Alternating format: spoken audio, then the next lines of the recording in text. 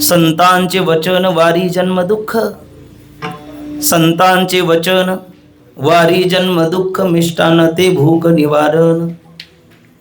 त्यांचा महिमा काय वर्णू मी पामर, न कळे साचार ब्रह्मादिका. तुका म्हणे जवळी न पाचारिता जावे, तुका म्हणे जवळी न पाचारिता जावे. संत चरणी भावी रिगावया, त्यांचा महिमा काय वर्णू मी पामर, न कळे साचार ब्रह्मादिका. भजे व्रजे कमंडनं समस्त पाप खंडनं, स्वभक्त चितरंजनं सदैव नंदनंदनं. सुविचगोच मस्तकं सुनाद वेणुहस्तकं, अनंगरंग सागरं नमामि कृष्ण नागरं, नमामि कृष्ण नागरं, नमामि कृष्ण नागरं. करारविंदेन पदारविंदं मुखारविंदेन विनिवेशयन्तं, वटशपत्रशपुटे शयानं बालं मुकुन्दं मनसा स्मरामि. श्रीकृष्ण गोविंद हरे मुरारी, हे नाथ नारायण वासुदेव. नमो सद्गुरु तुकया ज्ञान दीपा, नमो सद्गुरु सच्चिदानंद रूपा. नमो सद्गुरु भक्त कल्याण मूर्ती, नमो सद्गुरु भास्करा पूर्ण कीर्ती. नमो ज्ञान देवा, नमो ज्ञान राजा, नमो ज्ञान सिंधू सखा पूर्ण माझा. मतिमंद ते ज्ञानदाता दिनासी, नमस्कार साष्टांग ज्ञानेश्वरासी. संपाद्य ज्ञानञ्च विदाय भक्तिं, विलोकितो येन समाधिराज. वैराग्यवन्तं सुविचारयुक्तं, नमामि जोगं शिरसा गुरुन्तं, नमामि जोगं शिरसा गुरुन्तं, नमामि जोगं शिरसा गुरुन्तं. मनोजवं मारुततुल्यवेगं, जितेन्द्रियं बुद्धिमतां वरिष्ठं. वातात्मजं वानरयोद्धमुख्यं, श्रीरामदूतं शरणं प्रपद्ये. लोकाभिरामं रणरङ्गधीरं, राजीवनेत्रं रघुवंशनाथं. कारुण्यरूपं करुणाकरन्तं, श्रीरामचन्द्रं शरणं प्रपद्ये. श्रीरामचन्द्रं शरणं प्रपद्ये, श्रीरामचन्द्रं शरणं प्रपद्ये. रविदीप हिरा दाविती देखणे, रविदीप हिरा दाविती देखणे. अदृश्य दर्शने संतांची या, त्यांचा महिमा काय वर्णू मी पामर, न कळे साचार ब्रह्मादिका. प्रस्तुत प्राप्त प्रसंगी भगवान परमात्म्याच्या कीर्तनरूपी सेवेकरता घेतलेला अभंग. महान भगवत भक्त वारकरी संप्रदायाच्या कलशस्थानी विराजमान, वैराग्य रागरसित सकल कंठभूषण, ज्ञानेश श्रीमंत श्री जगद्गुरु तुकोबराय यांचा हा जगप्रसिद्ध असा 6 चरणाचा अभंग असून 4 दृष्टांताच्या द्वारा संतांचा स्वरूप, शक्ती आणि कार्यत्व अवच्छेदकाने तुम्हामा भाविकाला परिचय करून देत असताना जगद्गुरु तुकोबरायाच्या मुखारविंदातनं बाहेर पडलेले उद्गार म्हणजे हरिकीर्तनाकरता घेतलेला हा अभंग आहे. विठ्ठल विठ्ठल.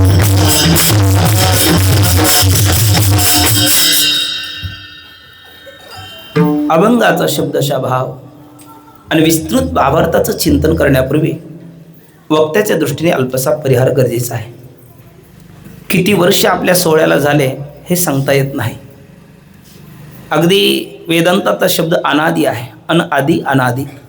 आदी म्हणजे आरंभ, सुरुवात आपल्याला ज्याची सांगता येत नाही, तसाच आपला हा अनादी सोहळा आहे.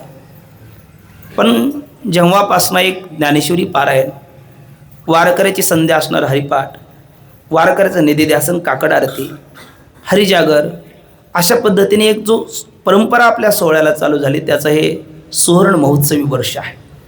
आणि त्या सुवर्ण महोत्सवी वर्षामधील आजची हरिकीर्तनाची सेवा माझे जोगमार्ग वारकरी शिक्षण संस्थेचे गुरुबंधू, ज्यांची 2-4 दिवसाच्या नंतर सेवा आहे, ते हरिभक्त पारायण जितू महाराज पाटील यांच्या माध्यमातून हरिभक्त पारायण अजय महाराज आणि आपण सर्वच ग्रामस्थ मंडळी सर्वांच्या माध्यमातून अजय महाराज आणि जितू महाराजांच्या या गुरुबंधूच्या माध्यमातून माझ्याकडे ती सेवा प्राप्त झालेली आहे. सात्संगत हा कीर्तनाचा प्राण आहे. वक्त्याचे ओठ बोलतात, वादकाचे बोट बोलतात. जगद्गुरु तुकोबरा म्हणतात, लावणी मृदंग श्रुतिटाळ घोष सेऊ ब्रह्मरस आवडीने. अत्यंत गोड मृदंगाची साथ करणारे हरिभक्त पारायण गुरुवर्य प्रमोद महाराज आणि हरिभक्त पारायण ऋषिकेश महाराज. आमचे शुभम महाराज आज येऊ शकले नाही. विजयबाबांनी फोनही केला पण आमचा जरा ते येणं शक्य नसल्यामुळे आज ते नाहीत. पण त्यांची उणीव थोडीशी आपण भरून काढण्याचा प्रयत्न करतायत. हरिभक्त पारायण ऋषिकेश महाराज, इकडे गुरुवर्य प्रमोद महाराज हे गोड मृदंगाची साथ करतायत. जने म्हणे ज्ञानदेवा बोला अभंग, अभंग बोलता रंग कीर्तने भरला. प्रेमाचेने छंदे विठ्ठल नाचू लागला. ज्यांच्याकडे चेहऱ्याकडे बघितल्याच्या नंतर आणि गायन ऐकल्याच्या नंतर सद्गुरू भजनमूर्ती भजन भीष्म बोधेबाबांची आठवण झाल्याशिवाय राहत नाही. ते गुरुवारी हरिभक्त पारायण विजय महाराज आणि त्यांना साथ करणारे हरिभक्त पारायण वासुदेव महाराज यांनी सारंग रागामध्ये अत्यंत गोड चाल भगवत चरणी समर्पित केलेली आहे. दोन्ही बाजूचे गोड दोन चोपदार आणि आपल्या गावातील पंचक्रोशीतील हे गोड असणारे गुरुस्थानी असणारे गोड सर्व भजनी मंडळ, आपण बहुसंख्येने असणाऱ्या माझ्या माता भगिनी, आपण सर्व ज्येष्ठ नागरिक आणि आज ज्यांची ही यजमानपद ज्यांच्याकडे आहे ते हरिभक्त पारायण दिलीप दादा आणि उदय माऊली. नंतर ज्यांनी आजची भुके भजन न होय गोपाला, कथेची सामुग्री देह अवसानावरी, नको जाऊ देव मंगा गात्री माझी पांडुरंगा, असं सुग्रास भोजन ज्यांनी प्रसाद महाप्रसाद दिलेला आहे ते हरिभक्त पारायण हरिश्चंद्र महाराज. आणि तदनंतर आपण सर्वच एकल्याचा नव्हे खेळ म्हणून मेळ मिळविला, तुम्ही आम्ही खेळीमेळी गदारोळी आनंदे. इथे अनेक कीर्तनकार, अनेक प्रवचनकार, अनेक गायक, अनेक वादक, परमार्थातले जाणती भाविक या ठिकाणी उपस्थित आहे याची मला कल्पना आहे. पण सर्वांचाच नामोल्लेख करणं हे शक्य नाही आणि ते आपल्यालाही फारसं रुचणारं नाही, कारण आपण संत विचार श्रवण करण्याकरता बसलेला असल्यामुळे आपण सर्वजण संत विचारालाच प्राधान्य देऊन जगद्गुरु तुकोबराय या अभंगामध्ये काय संदेश आपल्याला देऊ इच्छितात तो प्रामाणिकपणाने पाहण्याचा प्रयत्न करूया. विठ्ठल विठ्ठल.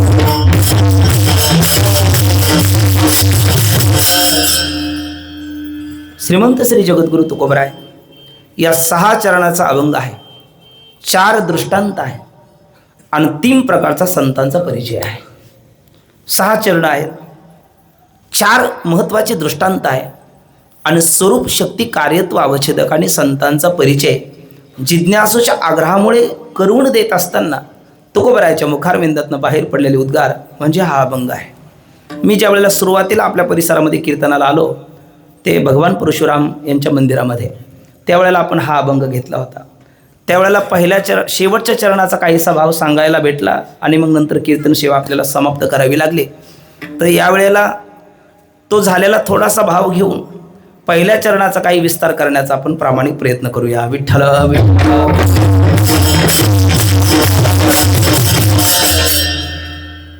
जगद्गुरु तुकोबराय म्हणतात, रवी दीप हिरा दाविती देखणे. रवी शब्दाचा अर्थ आहे सूर्य, दीप शब्दाचा अर्थ आहे दिवा आणि हिरा शब्दाचा अर्थ आहे एक रत्न.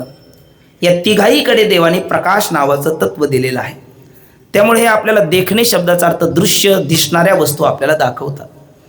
पण न दिसणारा ज्याला भक्तीत देव म्हणतात, वेदांतामध्ये ब्रह्म म्हणतात, वेष्टीदृष्टीने आत्मचैतन्य म्हणतात, ते दाखवण्याचं सामर्थ्य रवी दीप आणि हिऱ्यामध्ये नाही. मग ते दाखवतात कोण? अदृश्य दर्शने संतांच्या. त्या अदृश्य आत्मतत्वाचं दर्शन आपल्याला संत करून देतात. आणि अशा अदृश्य असणाऱ्या आत्मतत्वाचं दर्शन करून देणारे जी संत आहेत त्यांचा महिमा मी पामर काय बरे वर्णन करू. काय त्यांचा महिमा वर्णू मी पामर. का? महाराज म्हणतात, नकळे साचार ब्रह्मादिका. साचार शब्दाचा अर्थ यथार्थ, जसा पाहिजे तसा. ब्रह्मादिक देवाला देखील संतांचा महिमा कळत नाही. तसं ब्रह्मदेव म्हणजे सामान्य नव्हे, चतुरानन आहे. 4 मस्तके त्यांना आहेत, 4 डोके आहेत. पण 4 मस्तिष्काने विचार करूनही यथार्थ रीतीने क्षेत्रभेद असल्यामुळे ब्रह्मदेव देखील संतांचा महिमा वर्णन करण्याला समर्थ नाही. तिथे मी एकष्टित असणारा पामर काय वर्णन करणार. तुकोबराय स्वतःला पामर म्हणून घेतात, म्हणजे ते पामर आहे असा त्याचा अर्थ नाही. महापुरुषाची ही लिंत असते. नम्रता असते, कारण नम्र झाला भूता तेने कोंडिले अनंता, लहानपण देगा देवा मुंगी साखरेचा रवा, ऐरावत रत्न थोर त्याशी अंकुशाचा मार. म्हणून तुकोबराय नम्रता लीनता घेऊन म्हणतात, इंद्रचंद्रदेव ब्रह्मादी करुणी संशयाची श्रेणी छेदितिना, असं ज्ञानोबरायही बोलतात. अशा संतांचा जे अदृश्य तत्वाचं दर्शन करून देतात त्यांचा महिमा मी पामर काय वर्णन करणार. पण आपल्यासारखे काही साधक होते, मुमुक्षु होते, जिज्ञासू होते, सिद्धस्य लक्षणाने साधकस्य साधनाने. जी सिद्धांची लक्षणं असतात ती साधकांची साधनं असतात. आणि मग जगद्गुरु तुकोबराय ज्यांचं वर्णन करतात ते सिद्ध आहेत आणि आपण सर्वजण साधक आहोत. आणि मग सिद्ध ज्या भूमिकेला प्राप्त झाले त्यांचं वर्णन जर आपण ऐकलं आणि त्याच मार्गाने आपण चालत गेलो तर मुक्ता ते निर्धारिता, लाभे आपुलीच मुक्तता, दिपी दिशे पाहता आपुलीच वस्तू, किंवा हरपले आपण पे पावे तै संता ते पाहता घेवसावे, म्हणून वानावे ऐकावे तेची सदा. अशी स्थिती असल्यामुळे काही साधकाने आग्रह केला, महाराज तरीही सांगा. मग महाराज आणखी काही दृष्टांत देऊन सांगायला लागलेत. तापली चंदनने ववितो कुडी. कुडी शब्दाचा अर्थ शरीर आहे आणि चंदन हा शीतल असतो. महाराजांचंच एक वचन आहे, तुका म्हणे करी कडावी शीतळ ऐशी जाती बळ चंदनाचे, किंवा तापली या तेला बावन चंदन बुंद एक क्षण शीतल करी. उकळतं तेल असू दे, एक थेंब जर ओरिजिनल चंदनाचा टाकला तर ते बर्फासारखं शांत होतं. हे सामर्थ्य चंदनाचं आहे. तापली चंदन निववितो कुडी. कुडी शब्दाचा अर्थ स्थूल शरीर. याला जर ताप आला, ज्वर आला आणि चंदनाचा लेप दिला तर ते शांत होतं. परंतु त्रिगुण तो काढी संत संग. महाराजांचं एक वचन आहे, मनाच्या तळमळे चंदनेही अंग पोळे. अंतकरणातली जी तळमळ आहे, त्रिविध तापाने झालेली हृदयाची होळी आहे, ती घालवण्याचं सामर्थ्य चंदनात नाही. त्रिगुण तो काढी संत संग. आणखी महाराज म्हणतात, माय बापे पिंड पाळीला माया. आपले जन्मदाते जननी जनक आपले माता पिता प्रेमाने ममतेने आपलं या पिंडाचं म्हणजे शरीराचं पालन पोषण करतात.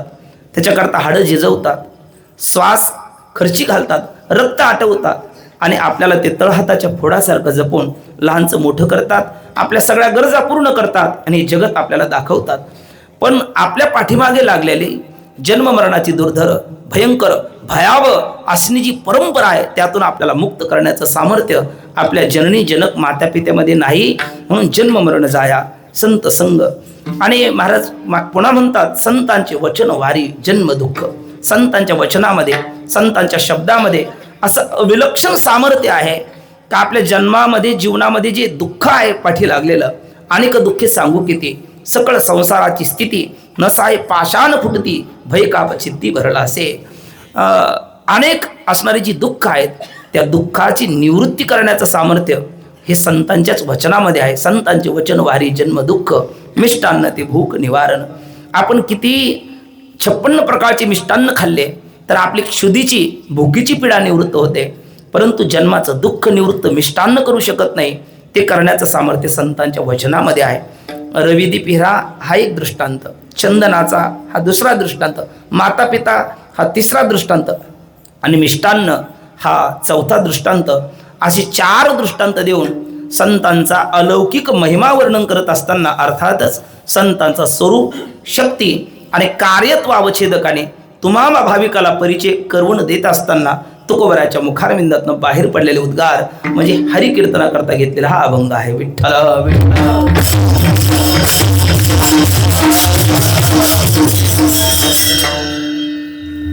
आणि बघ जगद्गुरु तुकोबराय महाराज म्हणतात, तुका म्हणे जवळी न पाचारिता जावे, संत चरणी भावेरी गावाया.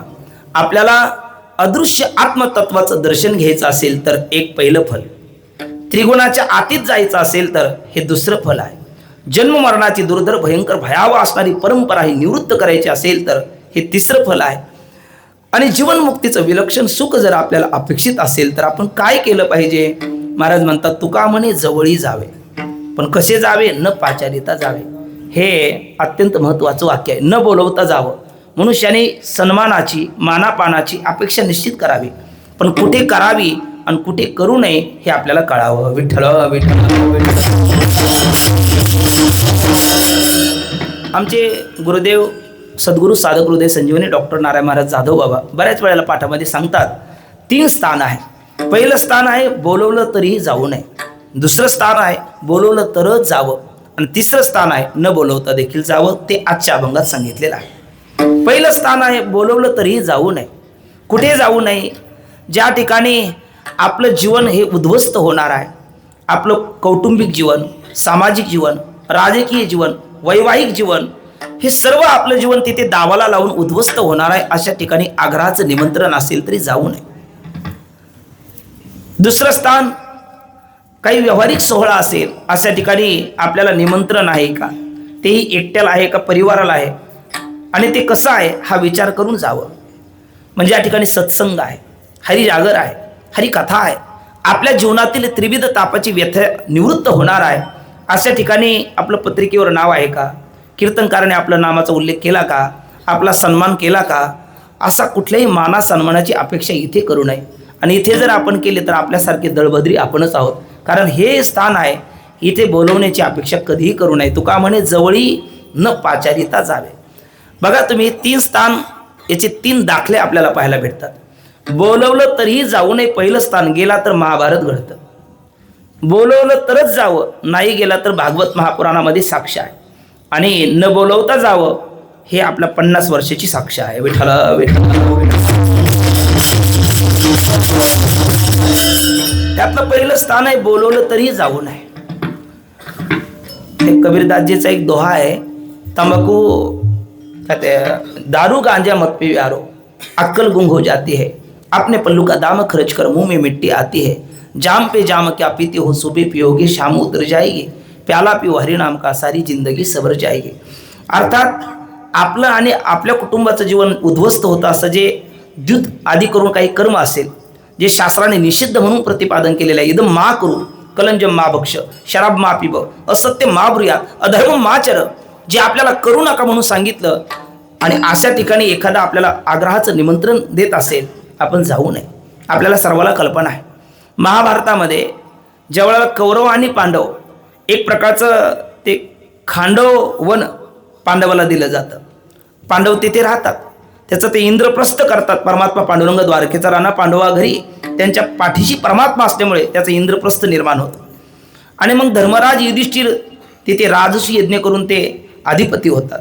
अशा वेळेला शकुनी, दुर्योधन, दुशासन, कर्ण आदी करून मंडळींनी धृतराष्ट्राच्या माध्यमातून पांडवाला द्युत कर्माचं निमंत्रण दिलेलं असतं. त्यावेळेला धर्मराज असणारे विदुर काका, पितामह भीष्म, आचार्य द्रोण अशी जाणती मंडळी धर्मराज युधिष्ठिराला म्हणतात जाऊ नये. पण कधीकधी मोठ्या मनुष्याचा चांगुलपणाच कधीकधी त्याला त्याच्या पतनाला कारण ठरतो. धर्मराज युधिष्ठिर म्हणतात क्षत्रियाला द्युत कर्म हे नाकारता येत नाही, युद्ध हे नाकारता येत नाही, म्हणून मला गेलं पाहिजे. जातात आणि गेल्याच्या नंतर काय घडतं हे आपल्याला सर्वाला माहिती आहे. तिथे द्युत कर्म होतं.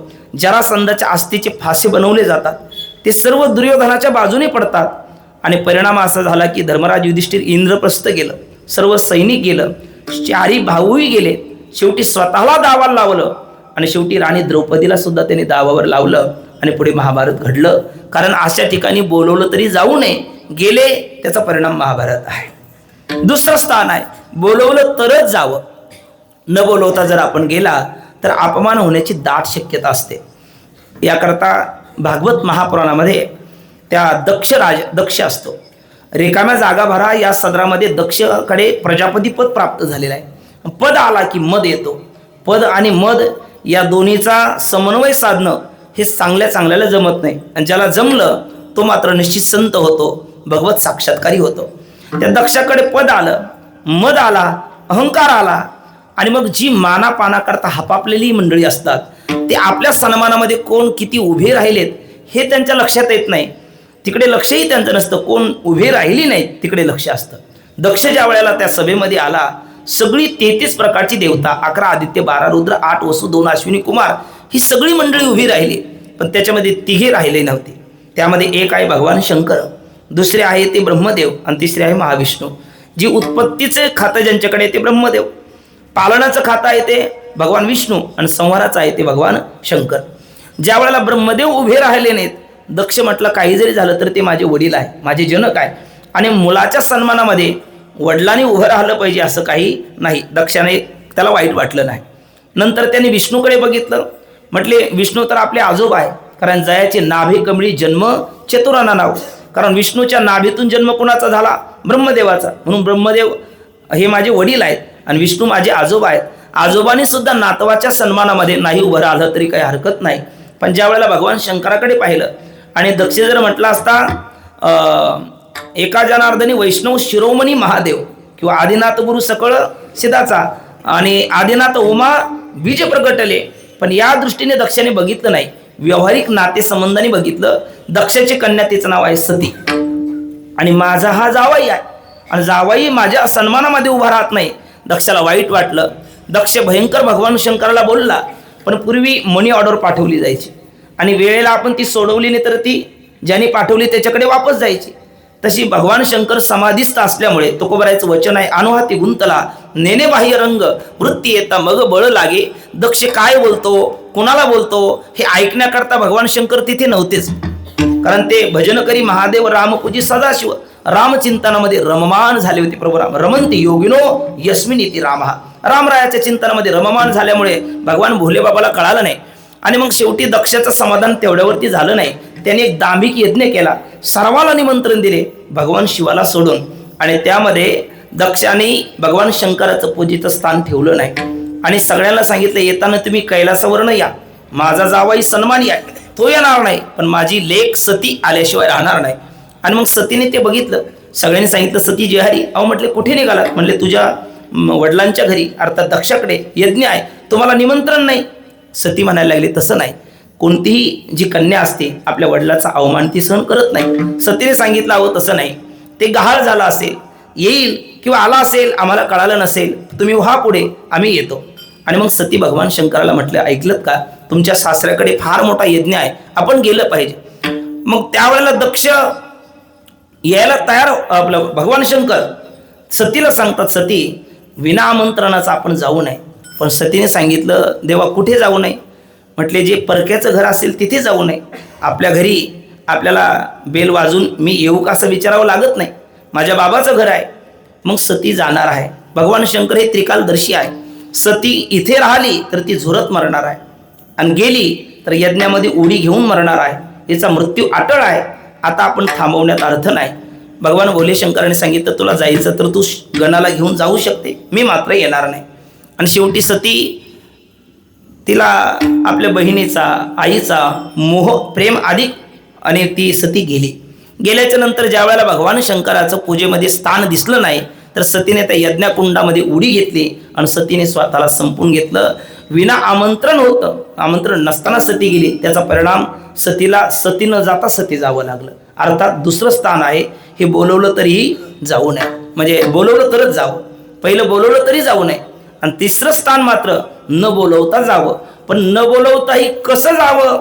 जिथे आपल्या आत्मउद्धाराचं स्थान आहे, ज्ञानेश्वरी पारायण आहे, गाथा पारायण आहे, एकनाथी भागवताचं पारायण आहे, सत्संग आहे, हरिकथा आहे, हरिजागर आहे, ज्या ठिकाणी को अहम कथमिदम जातम को वै कर्तास्य विद्यते उपादानम किमास्तिय विचार स्वयं दृश्या हुयम आहे, मी नेमका कोण आहे, मी आलो कुठून, मला जायचं कुठं, माझं अंतिम ध्येय काय, हा विचार जिथे आपल्याला ऐकायला भेटतो. आणि ज्ञानोबराय म्हणतात विचाराता निरसले प्रपंच सहज सांडवले मग तत्वता तत्व उरले ज्ञानी अशी. आत्मतत्वाचा साक्षात्कार आपल्याला ज्या संत महापुरुषाच्या सहवासात होणार आहे, बैसता संताचे संगती कळो आले कमळापती आपले कोणीच नव्हती निश्चय चित्ती दृढ झाला. सत्संगत्वे निसंगत्वम निसंगत्वे निर्मोहत्वम निर्मोहत्वे निश्चलतत्वम आणि निश्चलतत्वे जीवनमुक्तम. इथपर्यंत घेऊन जाणारा जो सत्संग आहे तिथे मनुष्याने आमंत्रणाची अपेक्षा पाहू नये, माना सन्मानाची अपेक्षा करू नये. मग कसं जावं तर न पाचारिता जावं. पण न पाचारिताही कसं जावं हे निरूपणाकरता घेतलेल्या अभंगाच्या शेवटच्या चरणाच्या उत्तरार्धामध्ये महाराज बोलतात बघा.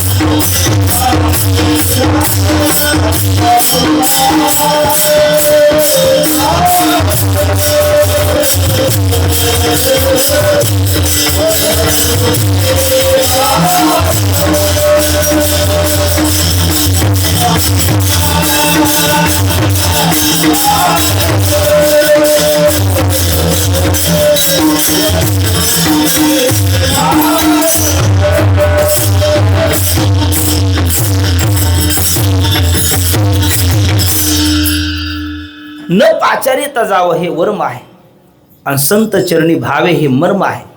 आमच्या गुरुजींचं वाक्य आहे, वर्म आणि मर्म जाणून केलेलं कर्म हे इष्टफल देतं आणि वर्म मर्म न जाणता केलेलं कर्म हे आपलं अनिष्ट करतं. विठ्ठल न पाचारिता हे वर्म आहे. चुकली या वर्म फेरा पडे. प्रत्येक गोष्टीचे एक विशिष्ट वर्म असतं. ज्याला त्यातलं वर्म कळतं ती व्यक्ती कमी श्रमामध्ये फल प्राप्त करून घेते. पखवाज लावण्याचे एक वर्म आहे. मृदंग महर्षी पांडुरंग बाबा वैद्य ते 4 गट्टा असेल किंवा एका गट्ट्यामध्ये ते विशिष्ट ठिकाणी लावला की सगळी घरं लागली जायची. आणि बऱ्याच वेळेला हातोड्या मारून मारून कधी कधी पखवाज फुटायची वेळ येते पण तो लागला जात नाही. याचं कारण काय? त्याचं कारण ते वर्म आहे. ते बाबाला वर्म माहिती होतं. एखादी विशिष्ट चाल कशी गावी हे बोधे बाबाला त्याचं वर्म माहिती होतं. एखादा अभंगाचं निरूपण श्रोत्याच्या गळी उतरण्याकरता कसं करावं गुरुनामगुरु स्वानंद सुखनिवासी सद्गुरू जोग महाराजांच्याकडे त्याचं वर्म होतं. आणि मग वर्म जाणून ते कर्म केलं का ते लाभ देतं, ते फळ देतं आणि ते स्वतःलाही आनंद देतं आणि इतरालाही आनंद देतं. विठ्ठल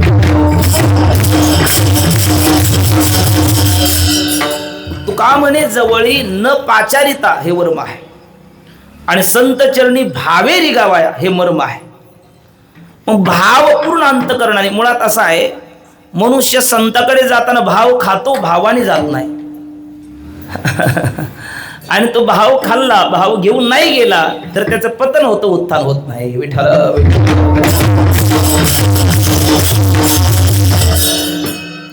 भावाची कारण तुका म्हणे आन विठोबाची. आणि आपल्या सर्वांच्या पाठातलं वचन आहे, भावबळे आकळे एरवी ना कळे करतळी आवळे तैसाहारी. भाव लागतो. कसा भाव पाहिजे? मुळात भाव अर्थात भांडवल गाठी तरी विश्वास. झालो ते झालो निश्चय दास, न पाहे मागील ते वास पुढती सोस सेवेचाचे. देवा कारणे भाव तस्मात द्यावे न लगे फारसे वित्त, झाले एक चित्त तरी बहुत, एवढ्यासाठी नका करू आता हातगा. भाव ही दाखवण्याची गोष्ट नाही, ती अनुभवण्याची आहे. पण तरीही आपल्याला कळेल असा भाव जर पाहायचा म्हटला तर महाभारतामध्ये 1 मिनिटाकरता आपण जाऊया.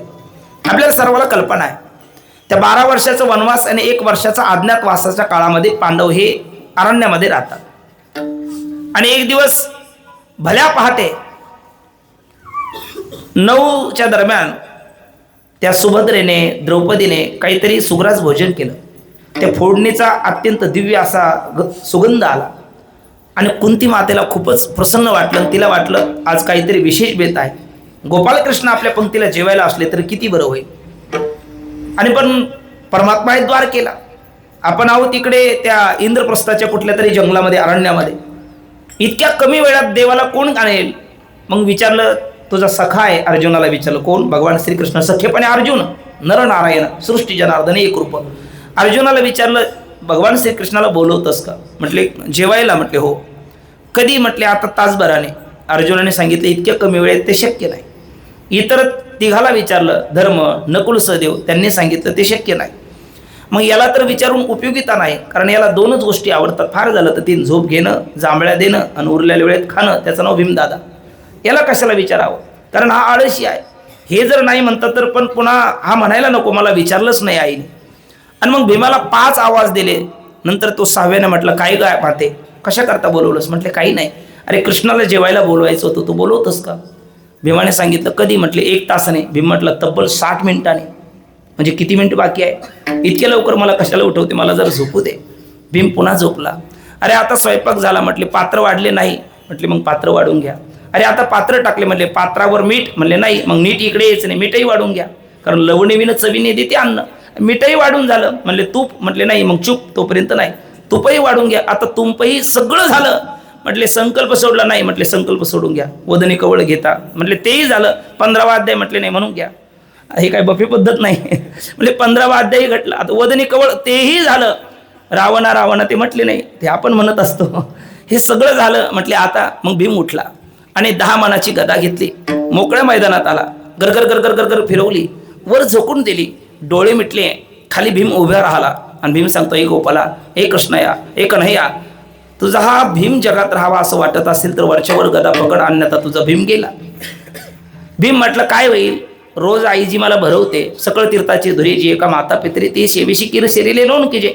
एक तर माझ्या आईची देव घरी येण्याची इच्छा पूर्ण होईल, नाही तर मी देवा घरी जाईल. या पलीकडे काय होईल? दृढ निष्ठा आहे. 2 पैकी 1 होईल. एक तर देव घरी येईल, नाहीतर मी देवा घरी जाईल.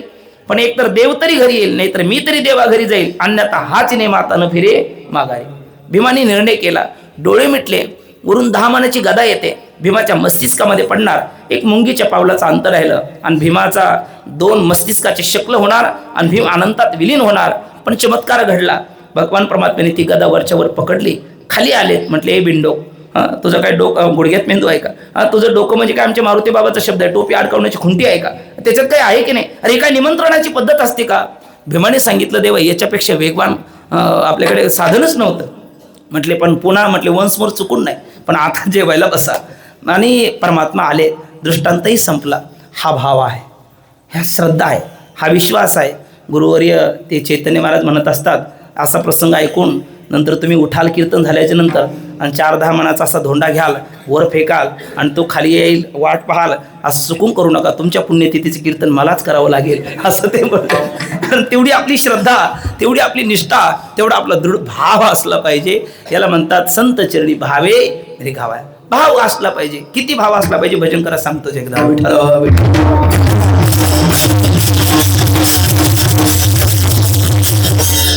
ते तुकाई महाराज म्हणून गोंदवलेकर महाराजांची गुरुजी आमचे डॉक्टर बाबा ही गोष्ट सांगत असतात पाठामध्ये. ते तुकाई महाराजांच्या, गोंदवलेकर महाराजांच्या स्वप्नामध्ये राघव आलेत, प्रभू रामचंद्र आलेत. एक अमुक ठिकाणी तुकाई महाराज आहेत, त्यांना तुम्ही गुरु करून घ्या. ते संत आहेत, कदाचित तुमची परीक्षा पाहिल, माघार घेऊ नका, त्यांना तुम्ही गुरु करा. ते तुकाई महाराजाकडे गेले. एका नदीच्या काठी तुकाई महाराज बसलेले आहेत.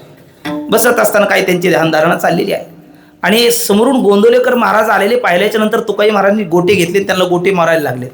आता त्यांना गोटे बरेच लागले, त्यांचं डोकं फुटलं, रक्त भंबाळ ते झालं, आणखी बरेच काही त्रेधा झाली, पण त्यांनी माघार घेतली नाही. ते गोटे खात खात पुढे गेले आणि शेवटी त्यांचे चरण पकडले. म्हटले मला राघव स्वप्नात आलेले आहे आणि गुरु तेथ ज्ञानी आत्मदर्शने दर्शनी समाधान अति द्यायचे. गु शब्दस्थ अंधकाराशात, ऋ शब्दस्थ निरोधका, अंधकार निरोधित्वात गुरुरीत्या येते. मी तुम्हाला गुरु करून घेण्याकरता आलेलो आहे, मी तुमचे चरण सोडणार नाही. तुकाई महाराज म्हटले चालता हो. नाही म्हटले मी जाणारच नाही. एक तर प्राण जाईल, प्राण जाई परी वचन न जाई. आता मी माघार घेणार नाही, कारण ज्या राघवाने मला स्वप्नात सांगितलं त्यांचंच हे वचन आहे, प्राण जाई परी वचन न जाई. आणि त्यांनी मला सांगितलं मी आता तुम्हाला तुमच्याकडनं गुरुबोध घेतल्याशिवाय मी माघार घेणार नाही. म्हटले मग माझं सांगेल ते ऐकावं लागेल. म्हटले ऐकणार ना. म्हटले मग आता हे कोण आहे? म्हटले छोटी छोटी बाळं आहेत. म्हटले एक काम कर, 1-2 परसाचा खड्डा खोद. त्यांनी खोदला. म्हटले लेकरं उचलली. म्हटले टाक त्याच्यात. टाकली. आता मातीवरून टाकली आणि त्याच्यावर ध्यान लावून बस म्हटले. डोळे उघडायचे नाही. त्या गोंदवलेकर महाराजांनी ते 4-2 लेकरं खेळत होती, ते खड्डा खोदला, त्याच्यात लेकरं टाकली, वरून माती ओढली, ती लेकरं मध्ये गाडलेली आहेत आणि वर ध्यान लावून बसले. गुरुजीची आज्ञा. आणि गुरुजी गावात गेले. गावात जाऊन सगळ्या लोकांना सांगितलं कोणतरी ढोंगी संधी साधू आलेला आहे आणि त्याने तुमची लेकरं गड्डा खोदून खाली गाडलेली आहेत आणि वर तो ध्यान लावून बसलेला आहे. आता ज्या आईबापाला हे कळाल्याच्या नंतर ते आईबाप रागे आले आणि त्यांनी बघितलं ते तुका त्या काय गोंदवलेकर महाराजांना मारला, खूप मार दिला, अगदी ते बेशुद्ध पडले. आणि मग सगळ्या लोकांनी विचार केला आता मारून तर आपले लेकरं काही येणार नाही, किती मारावं. आता मार खाण्याच्या अवस्थेतही राही नाही. ते निघून गेले. आणि निघून गेल्याच्या नंतर मग त्यांच्या तोंडात पाणी मारलं. त्या तुकाई महाराजांनी अन्न उठवल्याच्या नंतर म्हटले, आता पुन्हा मलाच गुरु करणार का? त्यांनी सांगितलं, हो, आताही मी तुम्हालाच गुरु करणार. ही जरी परीक्षा घेतली असली तरी मी माघारी जाणार नाही, कारण राघवाचा मला आदेश आहे. आणि मग ते परीक्षेत उत्तीर्ण झाले. त्यांनी त्यांचा स्वीकार केला. आता सांगितलं ती माती बाजूला करा, केली. आणि त्या लेकराला बोलवलं. त्यांचं सामर्थ्य ते कान्होबा पाठकासारखं. ती पुन्हा लेकरं प्राप्त झाली. ही गुरुची लीला असते. पण त्या पहिल्या परीक्षेमध्ये आपल्याला उत्तीर्ण व्हावं लागतं. सबर के फल मिठे रहते, भगवान के घर देर है मगर अंधेर नाही म्हणतो आपण. तसं गुरुसुद्धा बऱ्याच वेळेला आपली परीक्षा पाहतात. तशा वेळेला आपण उत्तीर्ण झालं पाहिजे. सात्विक धैर्य त्यागता कामा नये. ते त्यांनी त्यागलं नाही. हाच एक प्रकारचा भाव आहे, हाच प्रकारचा विश्वास आहे. अशी दृढ निष्ठा, दृढ विश्वास, दृढ श्रद्धा धरून आपण जर सद्गुरूकडे गेलो तर त्याचा लाभ काय होतो? आपल्याला अदृश्याचं दर्शन प्राप्त होतं. हा विषय निरूपणाकरता घेतलेल्या अभंगाच्या प्रथम चरणाच्या पुन्हा उत्तरार्धामध्ये सांगतात.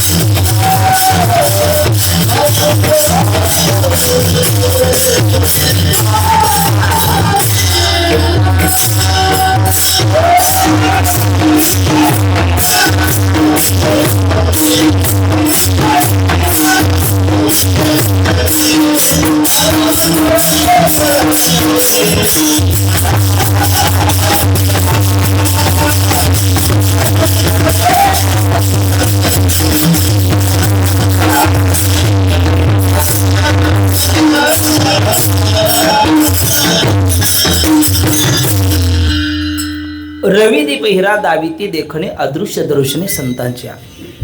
जगद्गुरु तुकोबराय म्हणतात, न पाचारिता हे वर्म आहे, भावपूर्ण अंतकरणाने हे मर्म आहे. आणि संताकडे जाण्याचं कर्म केलं तर आपल्याला लाभ काय प्राप्त होईल? अदृश्य दर्शने संतांच्या. अदृश्य असणाऱ्या आत्मतत्वाचं आपल्याला दर्शन होईल, दृढ अपरोक्ष साक्षात्कार होईल असं बोलतात.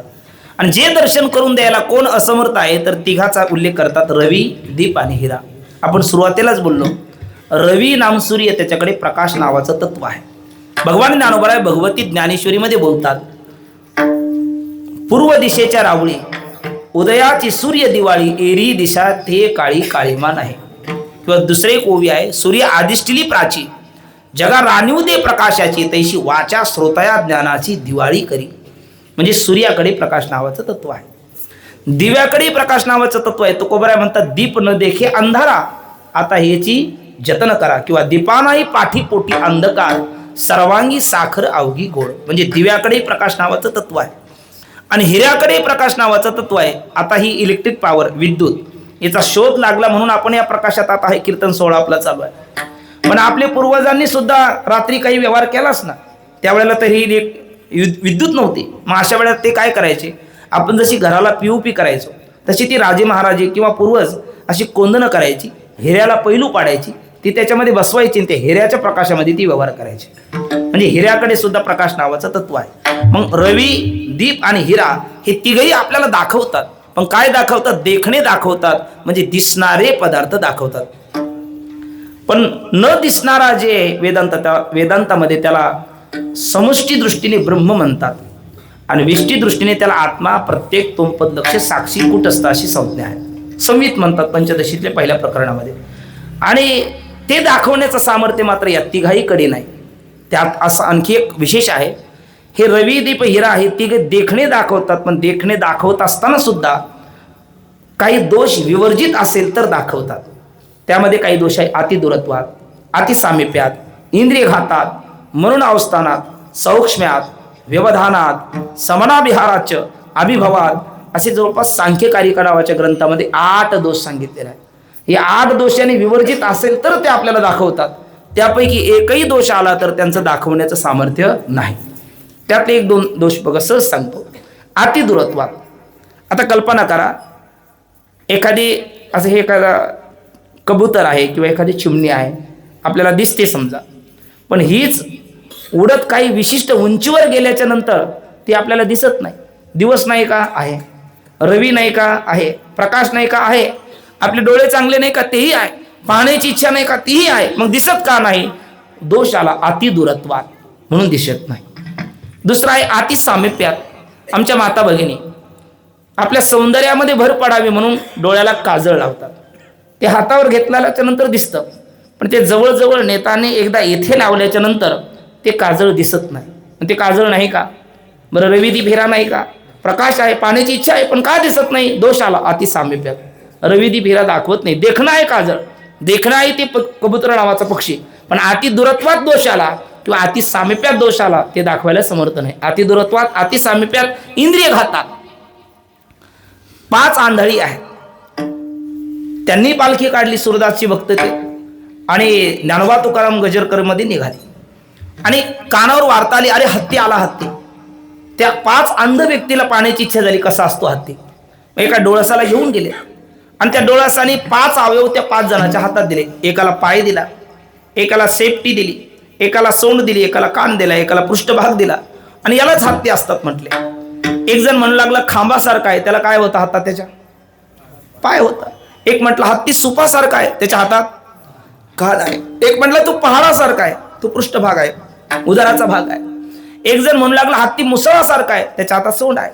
एक जण म्हणू लागला हत्ती चाबुकासारखा आहे, त्याच्या हातात ती हत्तीची शेपूट आहे. मग या सर्वांना सूर्याने दाखायला हवं, त्यांना पाहण्याची इच्छा आहे, पण का दाखवत नाही? इंद्रिय घातात नावाचा दोष आहे. अतिदूरत्वात, अतिसामिप्यात, इंद्रिय घातात. सौक्ष्म्यात, इथे काही जीवजंतू आहे, ते बहिर्गोलक आपण जर घेतलं तर त्यातून आपल्याला ते दिसतात, आणि असे आपल्याला दिसत नाही. मग ते नाही का? आहे. बरं, आता हा दीप नाही का? दाखवायला पाहिजे. आपली पाहण्याची इच्छा आहे, का दाखवत नाही? कारण त्या ठिकाणी दोष आलेला आहे सौक्ष्म्यात, अत्यंत सूक्ष्म आहे, म्हणून ते आपल्याला दिसत नाही. नंतर समनाभिहाराच्य. दुधामध्ये तूप नाही का? आहे, पण दिसतं का? नाही का? समनाभिहाराचा हा दोष आहे. कधी कधी या पडद्याच्या पलीकडे कोणीतरी आहे, तिथे आहे, आवाज येतोय, पण आपण त्याला पाहू शकत नाही. व्यवधानात नावाचा दोष आहे. असे 8 दोषापैकी एक जर दोष असला तर देखणे दाखवणारे हे तिघे दाखवू शकत नाही.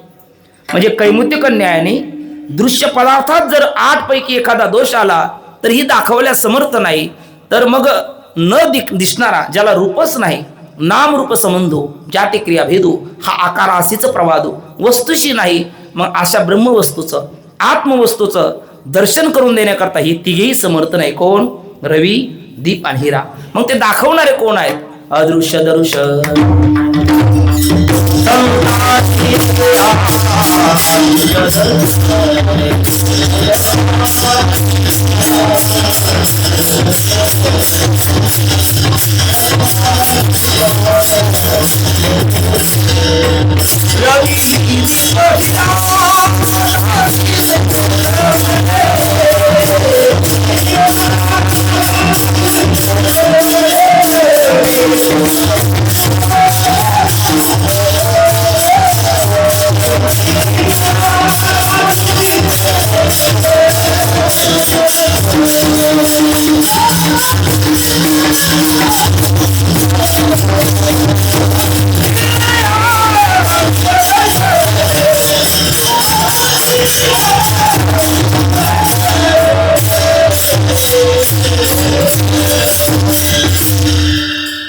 श्रीमंत श्री जगद्गुरु तुकोबाराने या अभंगाच्या प्रथम चरणाच्या पूर्वार्धामध्ये दृश्य कार्यकारणाचा दृष्टांत दिला आणि उत्तरार्धामध्ये दृश्य कारण आणि अदृश्य कार्याचा सिद्धांत प्रतिपादन केला. विठ्ठल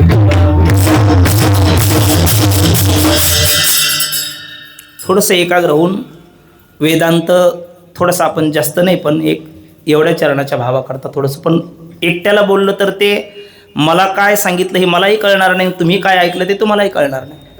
पण आपण सर्वजण जर खेळीमेळी वातावरणात जर बघितलं तर ते माझ्याही काही पदरी पडेल इतक्या दूरचा प्रवास, आणि आपल्याला सुद्धा ते काहीतरी कळायलाचा आनंद भेटेल.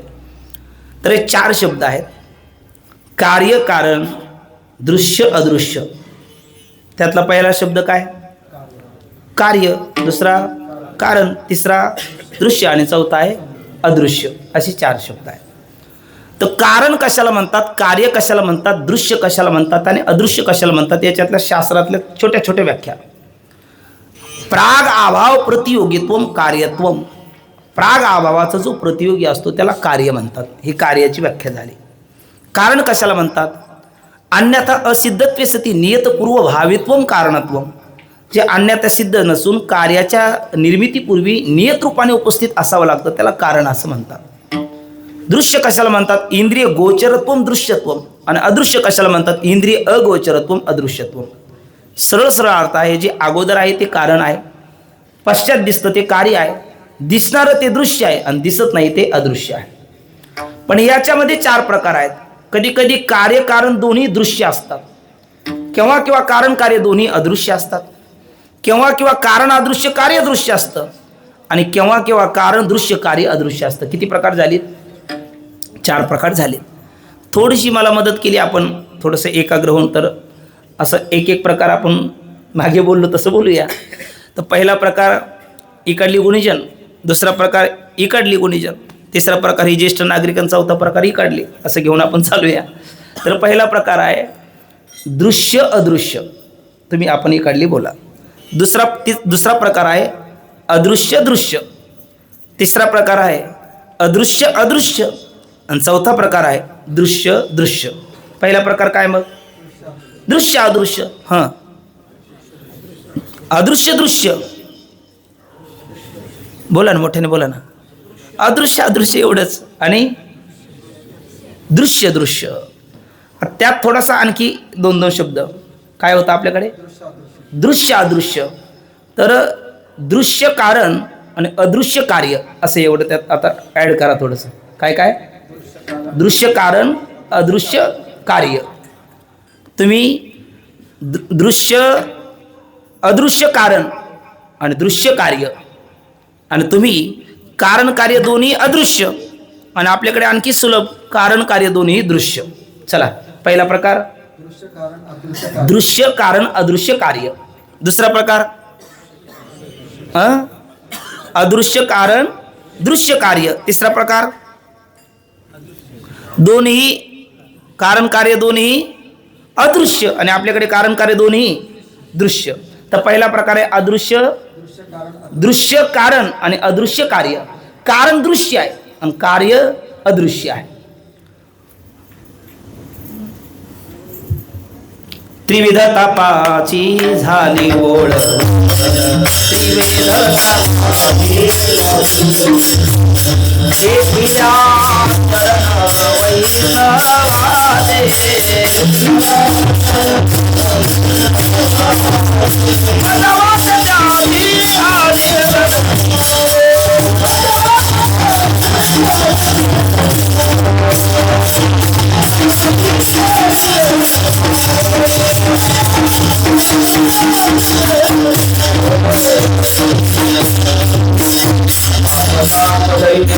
वैष्णवादे सारी आया बेटी हरिदासा, सारी आया बेटी हरिदासा.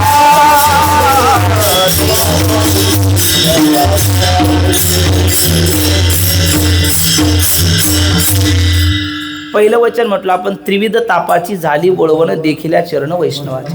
आणि दुसरं वचन बोललो पाप ताप दैन्य जाय उठा उठी झाली आया बेटी हरिदासाची. आणि आपला तुमचा प्रकार होता कारण कारण दृश्य आणि कार्य अदृश्य आहे ना. तर बघा, संतांची भेट हे कारण आहे, संतांच्या चरणाचं दर्शन हे कारण आहे, आणि पाप ताप दैन्याची निवृत्ती हे कार्य आहे. संतांचं दर्शन, संत चरण रज लागता सहज, वासनेचे बीज, या तिन्ही प्रमाणामध्ये संताचं चरण संताचा संग हे कारण आहे, ते दृश्य आहे. संतांचं चरण रजही दिसतं, संतांचे चरणही दिसतात, संताचं आलिंगनही प्रतीला येतं. तिन्ही कारण दृश्य आहे. पण पाप ताप दैन्याची निवृत्ती, त्रिविध तापाची निवृत्ती आणि वासनेची निवृत्ती हे कार्य अदृश्य आहे. पहिला प्रकार कारण काय झालं? कारण आहे दृश्य आणि कार्य आहे अदृश्य. पहिला प्रकार. आपल्याकडे दुसरा प्रकार होता अदृश्य कारण आणि दृश्य कार्य. विठ्ठल विठ्ठल.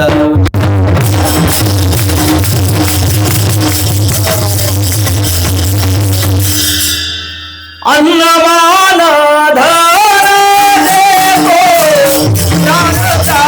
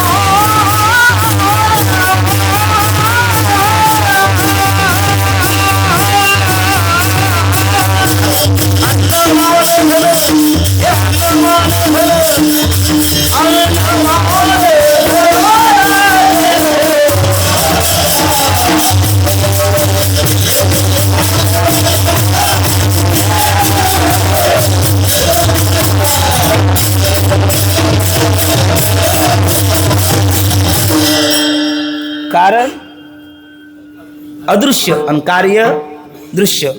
प्रारब्ध हे कारण आहे. दिसलं कधी? प्रारब्ध काळं गोरं खुजं ठेंगणं जाडं भरडं प्रारब्ध कारण दिसत नाही. पण अन्नमान धनरूपी कार्य हे आपल्याला प्रतीतीला येतं. अन्न प्रतीतीला येतो, मानही प्रतीतीला येतो, धनही दिसतं. म्हणजे कार्य दिसतं पण कारण दिसत नाही. दुसरं माऊलीची ओळ वसंताचे रिगवणे झाडासी साजेपणे. थोडं विको कमी करा बोलताना. वसंताचे रिगवणे झाडासी साजेपणे. एकदा वसंत ऋतूचं आगमन झाल्याच्या नंतर वनराईला बहर येतो. मग वसंत ऋतू आपल्याला दिसतो का? वसंत रूपी कारण दिसतं का? नाही. पण त्याचं कार्य वनराईला आलेला बहर हा दिसतो. किंवा कलियुगाच्या मुळे झाले सत्याचे वाटुळे, ऐका कलीचे महिमान, असत्यासी रिजले जन, पापा देते अनुमोदन करते हेळन संताचे. कली दिसत नाही, कलीचं आगमन दिसत नाही, पण त्याचं कार्य मात्र आपल्याला प्रतीतीला येतं. म्हणजे वसंत, कली, प्रारब्ध तिन्ही कारण अदृश्य आहे. पण अन्नमान धन हे प्रारब्धाचं कार्य दृश्य आहे. वनराईला बहर हे वसंताचं कार्य दृश्य आहे. आणि कलीमुळे होणारं वाटोळ हे दृश्य आहे, कारण अदृश्य आहे. विठ्ठल विठ्ठल.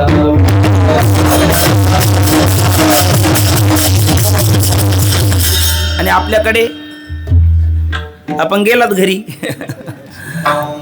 कसं होतं? आपल्याकडे दोन्ही दृश्य, कारणही दृश्य आणि अदृश्य, दोन्ही अदृश्य. बरोबर ना? कारणही अदृश्य आणि कार्यही अदृश्य. कृपा कटाक्ष निहाळिले आपुले पदी बसविले, आपुले पदी बसविले, आपुले पदी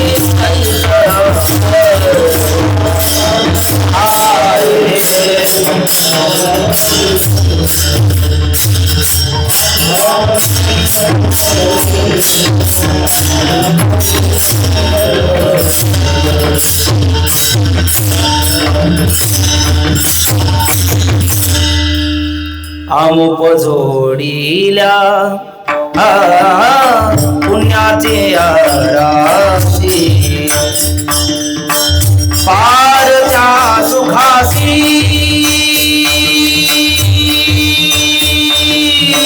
पारच्या सुखासी नाही लेखा, पारत्या पुण्यासी, पारत्या पुण्यासी नाही लेखा, नाही लेखा, नाही लेखा. आमुप जोडील्या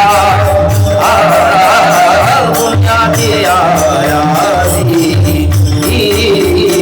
आमुप जोडील्या जोडील्या पुण्याची हे दोन्ही प्रमाण बघा. कृपा कटाक्ष आपुल्या पदी बैसविले, बाप रुक्मा देऊर विठ्ठले, भक्ता दिले वरदान. कृपारूपी कारण दिसते का? कृपारूपी कारण दिसत नाही. आणि जे आत्मरूपी पदावर बसवलं ते आत्मपद तरी दिसतं का? आत्मपदरूपी कार्य तेही दिसत नाही. नाही म्हटले आम्हाला कृपा दिसते, शिष्य बसलेला असतो, गुरुजी असे वरून करतात, भिवू नकोस मी तुझ्या, आणि मग असा फोकस येतो. ते कॅम्प्युटरची कला आहे, विज्ञानाची कला आहे. कृपा ही दिसणारी वस्तू नाही, कृपारूपी कारणही दिसत नाही आणि त्याचं कार्य आत्मरूपी पदही दिसत नाही. दुसऱ्या प्रमाणामध्ये काय प्रमाण काय म्हटलं आपण आता दुसरं, आमुप जोडल्या पुण्याच्या राशी पारत्या भाग्यासी नाही लेखा. तर ते भाग्य आणि पुण्य, तिथे सुख म्हटलं की सुखही, भाग्यही, पुण्यही. सुख आणि पुण्य कार्य आहे आणि भाग्य हे कृपाचं कारण आहे. हे दोन्ही दिसत नाही, दोन्ही अदृश्य, कारण कार्य दोन्ही अदृश्य. आणि आपल्याकडे होतो दोन्ही, कारणही दृश्य आणि कार्यही दृश्य.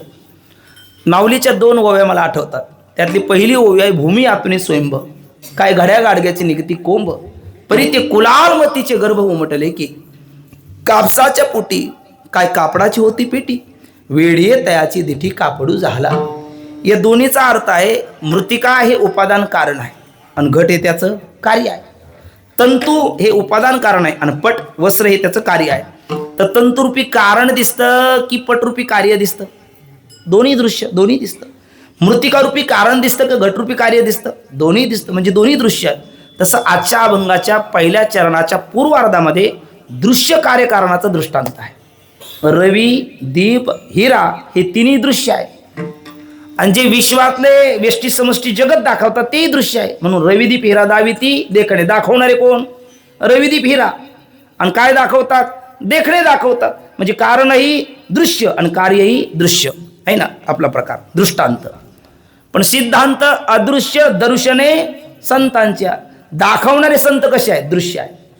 पण जे दाखवतात ते मात्र अदृश्य आहे. म्हणजे दृश्य कार्यकारणाचा दृष्टांत आहे आणि दृश्य कारण आणि अदृश्य कार्याचा सिद्धांत आहे. विठ्ठल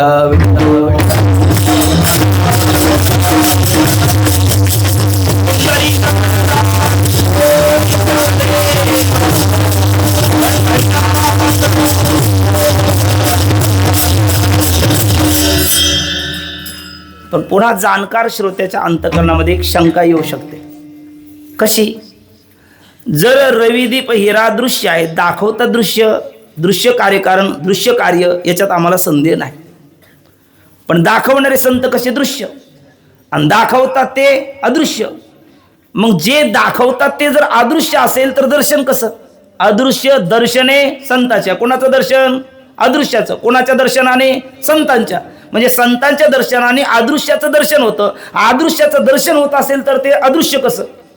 आणि अदृश्य असेल तर त्याचं दर्शन कसं? विठ्ठल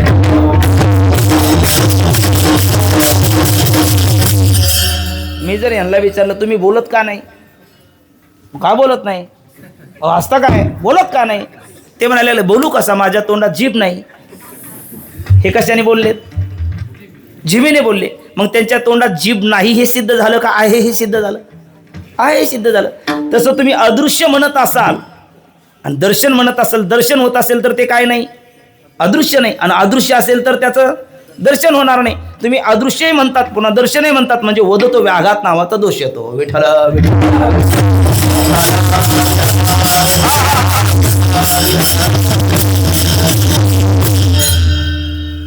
मग अदृश्य असेल तर त्याचं दर्शन कसं? दर्शन होत असेल तर ते अदृश्य कसं? तर इथे वदत व्याघात दोष नाही. ते अदृश्य असूनही त्याचं दर्शन आहे आणि दर्शन असून सुद्धा ते अदृश्य आहे. हे तर संतांचा महिमा आहे. हा तर संतांचा विशेष आहे. हे तर संतांचं अलौकिकत्व आहे. हे तर संतांचा स्वरूप महिमा आहे. विठ्ठल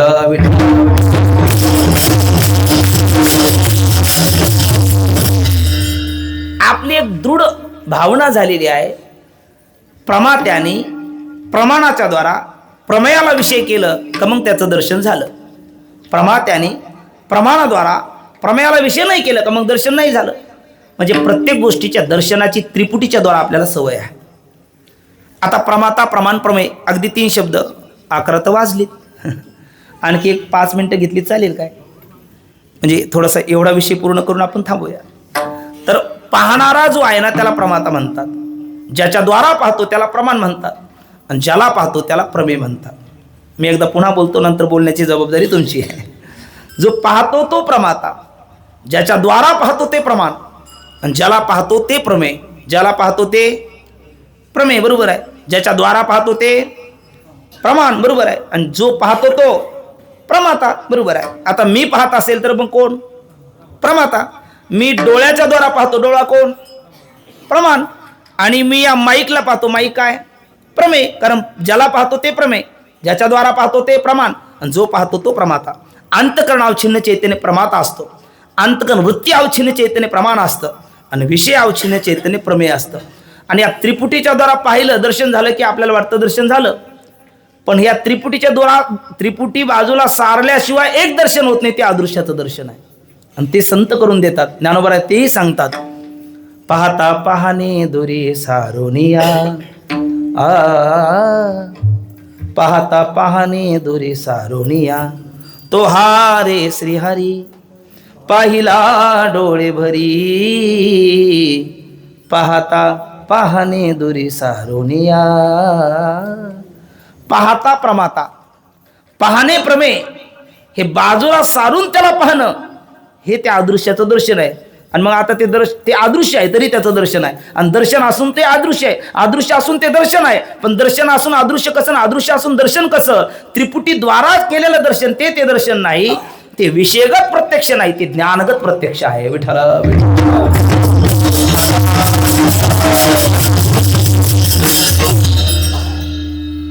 अजय महाराज, तुम्ही मला आता कानाने पाहता का डोळ्याने पाहताय?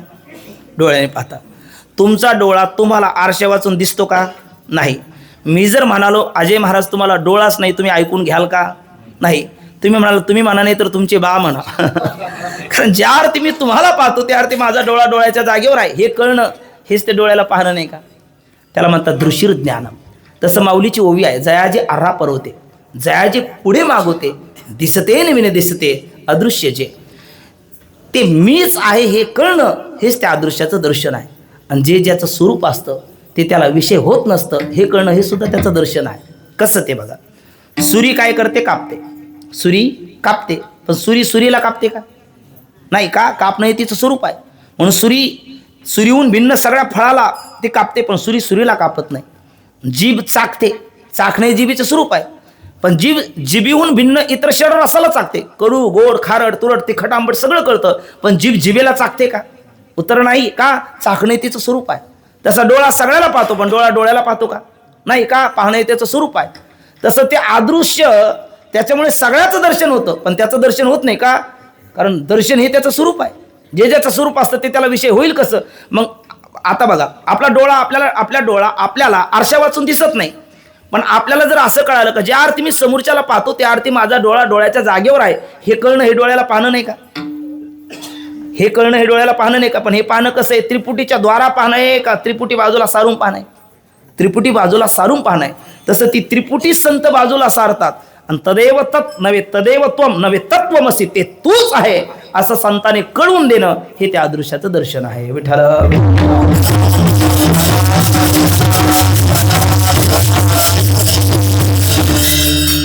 पण मग संतच का करून देतात?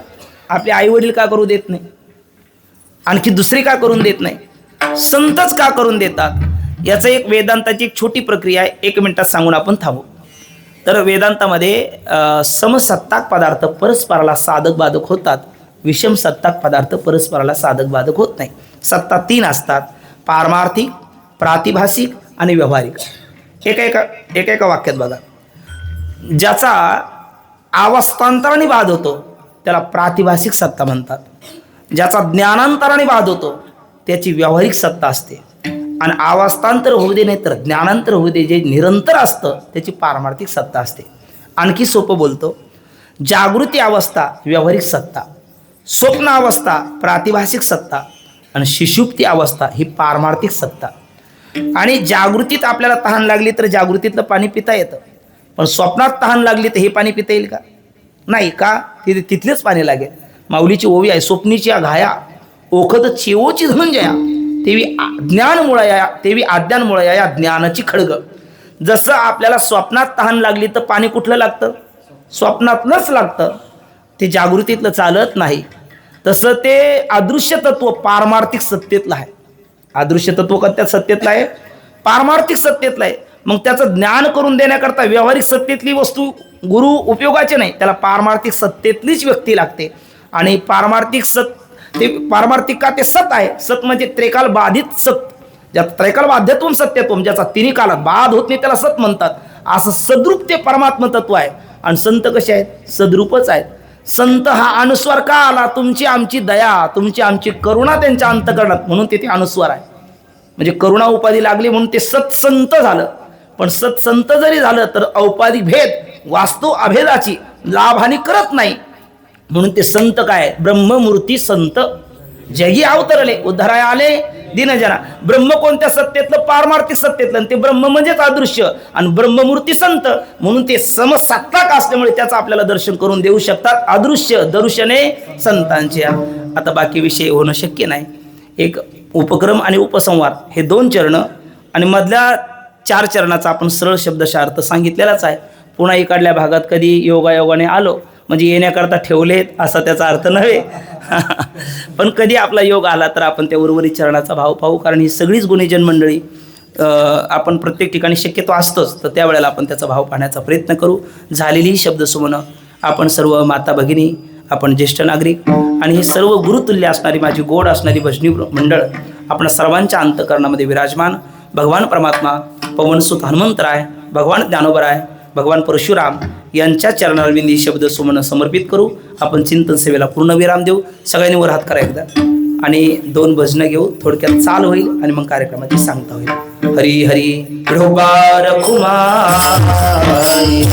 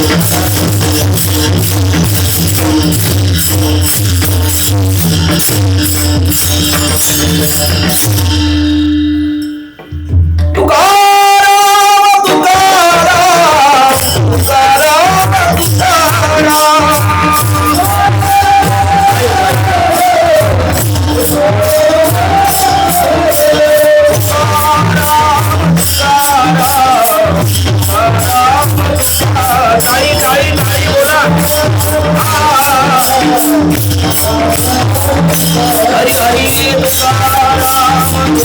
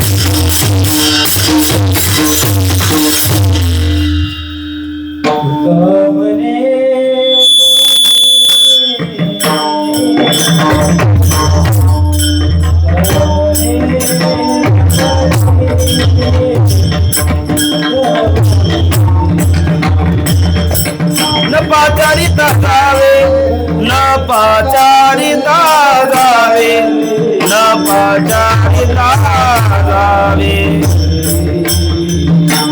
तुका